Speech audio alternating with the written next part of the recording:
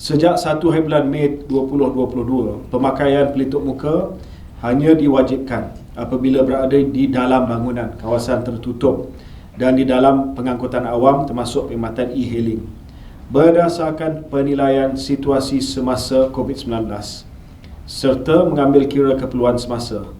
KKM ingin mengumumkan bahawa pemakaian pelitup muka di kawasan dalam bangunan, kawasan tertutup kini adalah atas pilihan ataupun opsional. Walau bagaimanapun,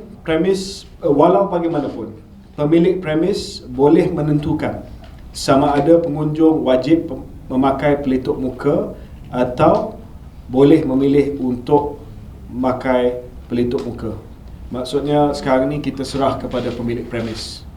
Kalau pemilik premis itu buat keputusan bahawa nak masuk ke premis mereka mesti pakai pelitup muka, maka mestilah ikut kehendak pemilik premis. Sebagai contoh, kalau nak pergi kedai gunting rambut dan salon tersebut memang mewajibkan pelanggan mereka untuk pakai pelitup muka, maka mestilah pakai pelitup muka dan mereka ada hak untuk tidak benarkan pelanggan itu masuk. Saya dah cek dari segi undang-undang. Jadi kita serah pada pemilik premis. Sebab ada pemilik premis yang merasakan bahawa premis mereka mungkin terdedah dan berisiko tinggi. Sebagai contoh, kedai gunting rambut sebagai contoh, ya. Jadi kita serah kepada pemilik premis untuk membuat penentuan. Selain itu, orang ramai amat digalakkan memakai pelitup muka, masih digalakkan untuk memakai pelitup muka kerana ia terbukti mampu mengurangkan penularan jangkitan. Okey, ada beberapa setting yang masih diwajibkan. Pemakaian pelitup muka masih diwajibkan bagi situasi berikut. Kos, sekiranya bergejala ataupun COVID positif, mesti pakai pelitup muka. 2. Apabila menggunakan perkhidmatan pengangkutan awam seperti bas, kereta api, taksi, termasuk perkhidmatan e-hailing, ya, termasuk kenderaan e-hailing, kapal terbang serta bas, van pekerja dan van sekolah. Ini masih wajib dipakai pelitup muka, ya.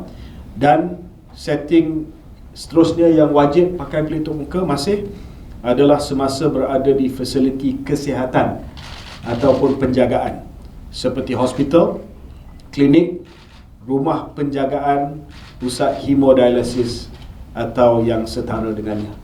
Masih wajib. Kawasan-kawasan lain semua sudah menjadi opsional. Tetapi KKM amat menggalakkan agar pemakaian pelitup muka terus diamalkan, terutamanya apabila 1.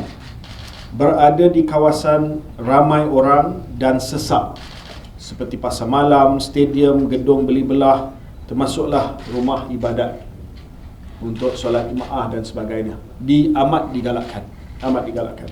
2. Seperti mana yang saya sebutkan tadi, individu yang bergejala seperti demam, batuk dan sesama, kalau tak dapat nak duduk di rumah, digalakkan pakai pelitup muka.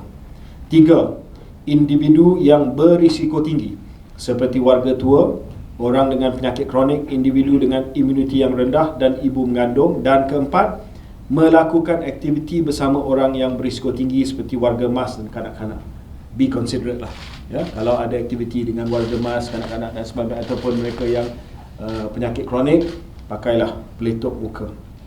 Keperluan pelitup muka di luar bangunan dan kawasan terbuka adalah sama seperti mana yang saya umumkan sebelum ini, tidak diwajibkan, optional. Walau bagaimanapun, KKM masih menggalakkan agar pemakaian pelitup muka di luar bangunan terus diamalkan sekiranya berada di kawasan ramai orang dan sesak, individu bergejala seperti demam, batuk dan sesama, individu berisiko tinggi dan melakukan aktiviti bersama orang yang berisiko tinggi seperti warga mas dan juga kanak-kanak. Protokol ini berkuat kuasa serta merta.